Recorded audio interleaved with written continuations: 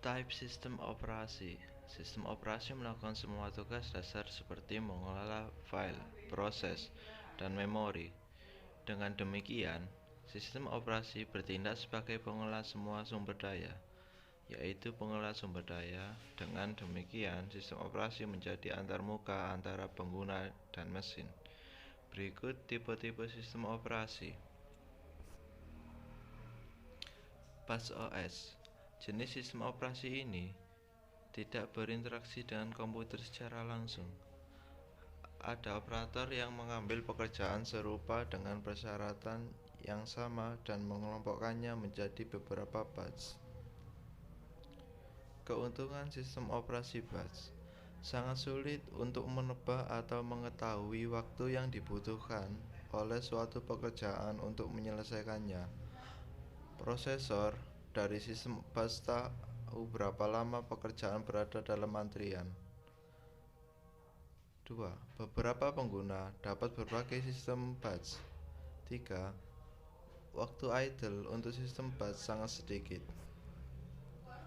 Kekurangan sistem operasi batch: operator komputer harus dikenal baik dengan sistem batch. 2. Sistem batch sulit untuk didebak. Ketiga, terkadang mahal. Selanjutnya, Team Sharing Operation System. Setiap tugas diberi waktu untuk dieksekusi agar semua tugas berjalan lancar. Setiap pengguna mendapatkan waktu CPU karena mereka menggunakan sistem tunggal. Sistem ini juga dikenal sebagai sistem multitasking. Kelebihan Time Sharing OS: 1. Setiap tugas mendapat kesempatan yang sama. 2. Kecil kemungkinan duplikasi perangkat lunak. 3. Waktu idle CPU dapat dikurang. Kekurangan Time Sharing OS: masalah keandalan.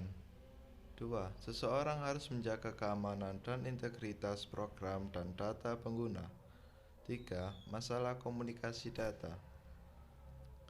Selanjutnya, Distributed OS.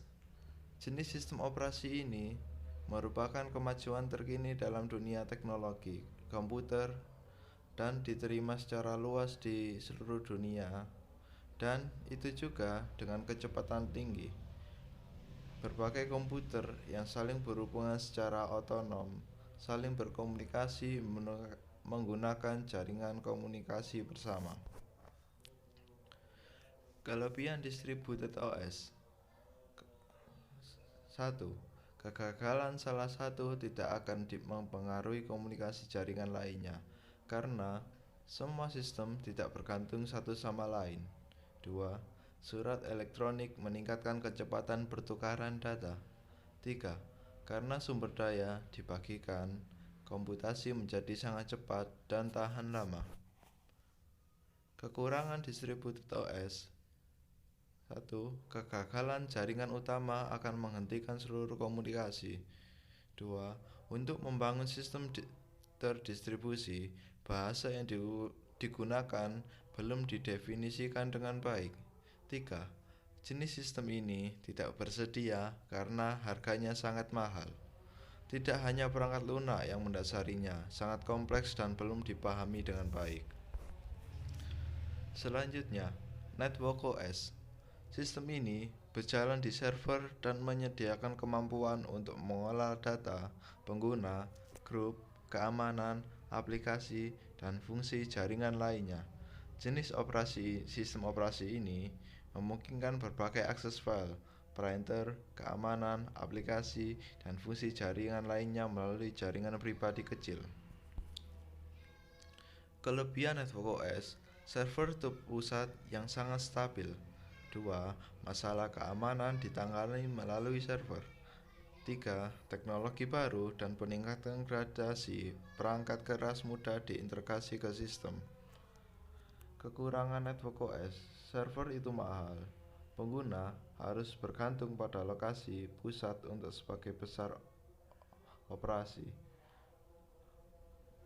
3. Pemeliharaan dan pembaruan diperlukan secara teratur.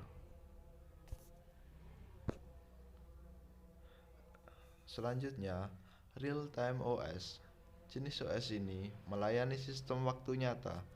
Interval waktu yang diperlukan untuk memproses dan menanggapi masukan sangat kecil. Interval waktu ini disebut waktu respon. Sistem waktu nyata digunakan ketika ada persyaratan waktu yang sangat ketat seperti sistem rudal, sistem kendali lalu lintas udara, robot, dan lain-lain. Kelebihan real-time OS 1. Konsumsi maksimum, bermanfaat perangkat dan sistem secara maksimal sehingga lebih banyak keluaran dari semua sumber daya. Pengalihan tugas. Waktu yang ditetapkan untuk pengalihan tugas dalam sistem ini sangat sedikit. Misalnya, dalam sistem yang lebih lama dibutuhkan sekitar 10 mikrodetik dalam menggeser satu tugas ke tugas lain, dan di sistem terbaru dibutuhkan 3 mikrodetik. 3. Fokus pada aplikasi. Fokus pada menjalankan aplikasi dan kurang mementingkan aplikasi yang berada dalam antrian. Kekurangan real-time OS. Tugas terbatas. Sangat sedikit tugas yang dijalankan pada waktu yang sama dan konsentrasinya sangat sedikit pada beberapa aplikasi untuk menghindari kesalahan. 2. Gunakan sumber daya sistem yang berat. Terkadang sumber daya sistem tidak begitu bagus dan harganya juga mahal. Algoritma kompleks. Algoritma ini sangat kompleks dan sulit untuk ditulis oleh desainer. Sekian. Wassalamualaikum warahmatullahi wabarakatuh.